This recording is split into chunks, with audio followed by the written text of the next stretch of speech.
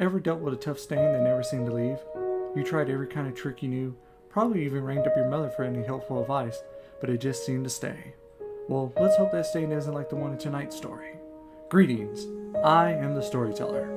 Tonight I bring to you a tale from my collection of stories, so sit back and relax. Allow yourself to get enveloped by my words and envision the world that come off from my pages.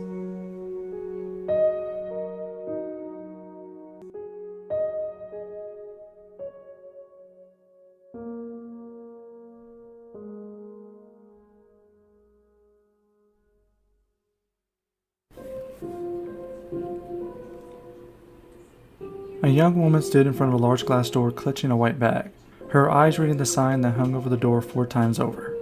Dreary Cleaner, that is what the sign said. It was such a surprise to the small town when the cleaner suddenly appeared.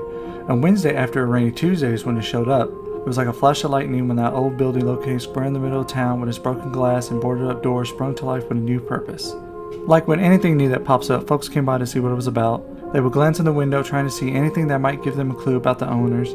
Sadly, there wasn't much for them to see that even included the owner themselves. The inside could only fit 3 people at most, but what stood out was that it didn't look like a typical dry cleaner. Once you stepped inside, you were met with another wall that held a medium-sized window with a counter, much like a restaurant drive-thru window. On the left side of the wall, near the window, was a sign that read, "Tap the window, then leave the dreary and filthy to me. Payment is received when all is clean." Folks thought the sign was bizarre, causing them to leave the cleaners without a single use. A few would come in, but the strange atmosphere that flowed in the cleaners along with the bizarre sign made them turn right back around. Then why at this place that made folks turn around was this young woman here? She had always done her own wash at home, so there was really no reason for her to be here. Well, that was a memory that brought up a scene that caused her to shudder. She shook her head, not wishing to remember that thought, rubbing the soreness that had returned to her cheek. The soreness in the memory brought a fast sadness to her, but she managed to hold back the tears. She remembered how her parents always told her to be strong, so that is what she did. She made herself focus on the reason for coming here. She pulled open the door, which set off that well-known chime. With a step inside, she became amazed by how clean and well-shined the floors were.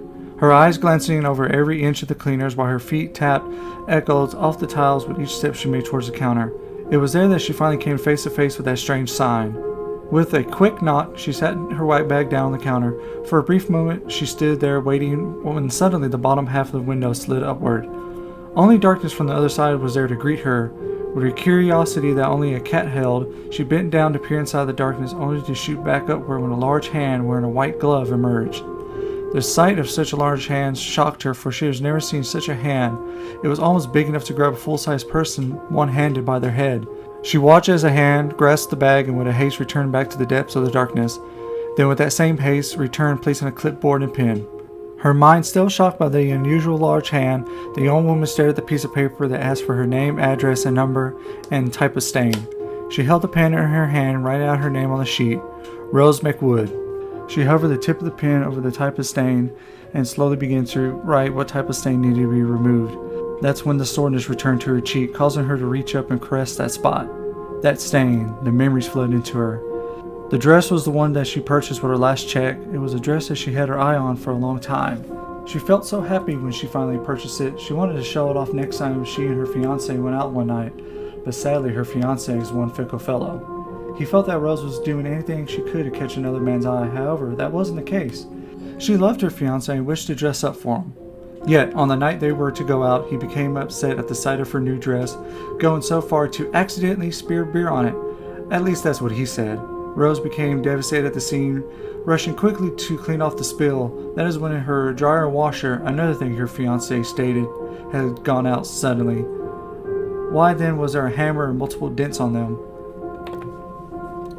Not only was the dress something she always wanted, but her late father had helped her pick out that washer and dryer when she moved out of their house.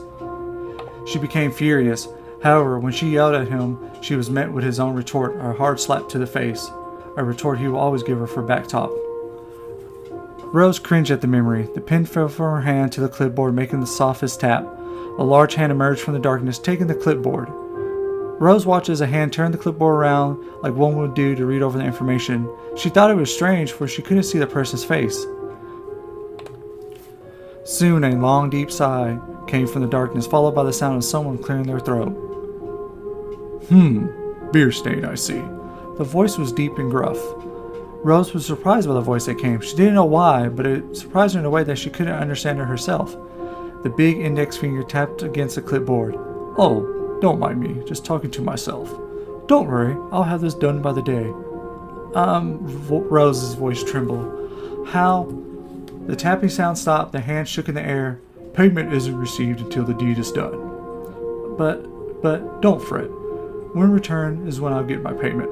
The hand took the clipboard back into the darkness. "Now go home and wait. I shall come by later to return it." With those final words, the window slid shut. Rose didn't even have a chance to retort what the person said. That they would return her dress to her? Rose's lip quivered. The entire conversation she had with that unseen person was a bizarre one, much like the dry cleaners itself. Was that the reason why no one came here? Had they spoke the same way with the owner? Whatever the case, she didn't want to dwell on that. Hopefully the person could remove the stain for her. She made her way out of the cleaner to her car she had parked on the side of the road. Rose stood in her kitchen, her eyes staring out to the night sky. That strange exchange she had with the cleaner is still on her mind. She hadn't even noticed that her fiancé walked into the room. He had taken off his jacket and his tie unfastened. He staggered over to the refrigerator and pulled out a long bottle. He eyes Rose as he took a long sip. He walked over to a small kitchen table, grabbing a chair and sat down. "Hey, you best not be wearing anything revealing. I got a couple of buddies coming over for cards tonight." Rose froze at hearing his words. Her lip quivered again. She tilted her head a bit and nodded. Her fiancé took another sip from this bottle. "Good." His eyes crawled all over the kitchen until they reached the door that led to the washer and dryer. "What did you do with that dress? Hope you got rid of it. Don't need you leading anyone on." Rose lowered her head. "I took it to the cleaners that just opened." Her fiancé placed the bottle down on the table. His stares felt like daggers that dug into her back. "You what?" He rose from the seat. "Why? You don't need that dress." "But I like the dress," Rose said. Her fiancé tossed a chair against the wall. "No, you bought it so you could fool around. Damn woman, I thought you were better than that." "Rick, I didn't buy it for that," Rose cried. "Oh, shut your trap. That's how all you women are. You can't have one man, you gotta have them all, just like them all." "Rick, you're drunk, and it's not from that one bottle you've been drinking before you got home," she said. "Big fucking deal. I can have a few drinks before I come home. Hell, I'll be drinking more when my friends come over." Rick stomped over to Rose, grabbing her by the arm. "Now you go and stay in the bedroom. I don't want a whore distracting my friends." "Rick, please, you're hurting me." Rick didn't turn his dagger eyes away from Rose. "Hey, come on in, the door's unlocked." He shook his head. "Now go in the room, my friends are here." The front door creaked open, followed by a looming shadow that covered the light that lit the room. Rose stared at disbelief at what had entered their home. Rick cocked an eyebrow and hurled Rose into a nearby wall. "Did you hear me? Hurry into the room," he shouted. "Hey, James, Carlos, want something to drink?" he said as he opened the fridge door. He grabbed 3 bottles, slamming the fridge door shut with his leg. He took a step towards the living room, only to feel a strange roughness in his face. "What the hell?" Rose stepped into her kitchen counter while Rick tried to process what he had bumped into. A large, bulky mass that couldn't be described as a human nor an animal. The closest thing Rose could think of if a massive balloon had arms and legs. Rick stepped back so he could get a glance of it, but 2 large hands wearing white gloves grasped him by the side. It raised him so high that his head hit the ceiling. The place where the thing's head should be was revealed to be a large slit that opened wide. Before Rick could even yell, the large, bulky mass swallowed him whole. The 3 bottles he held in his hand crashed into the floor. The sound of the 3 bottles crashing and her own fear caused Rose to fall into her butt. The large, bulky mass pulled out a napkin from his breast pocket, dapping the place where it had swallowed Rick. It returned the napkin and stepped towards Rose. It moved her arms towards her, thinking that she, herself, would be the next. She winced in fear, but became shocked when she saw it held out the same white bag. The same bag she had delivered to the dry cleaners this morning. That is when a familiar voice boomed from the bulky mass. "The work is done, and the payment is received." The bulky mass turned and made his way out of Rose's home, even going so far to shut the door as gently as possible. As she sat there in utter disbelief, she glanced down at her white bag, opening it with a slight hesitation, only to become surprised. Inside was her dress, folded neatly. She pulled it out, examining the dress all over, coming to find that the stain had been removed. Then something that had been placed in the folds of the dress fell to the floor. It was a yellow card with black bold writing on it. Rose picked it up, reading over the words printed on it. "Thank you for your patronage. Present this next time for 1 free cleaning."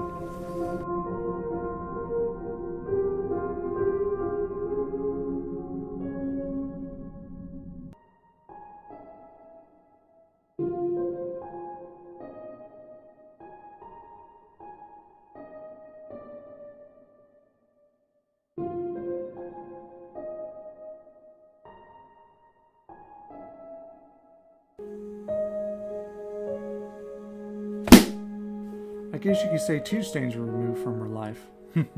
Now, how about you? Are there any stains in your life that need to be removed? If so, are you going to deal with it yourself or go to your local dry cleaners? I would like to thank everyone for joining me tonight, and I do hope you enjoy this tale. Well, this is farewell for now. Remember these words, everyone, though these might sound like words of fiction to you, for the ones who live in them, they are a very resounding reality.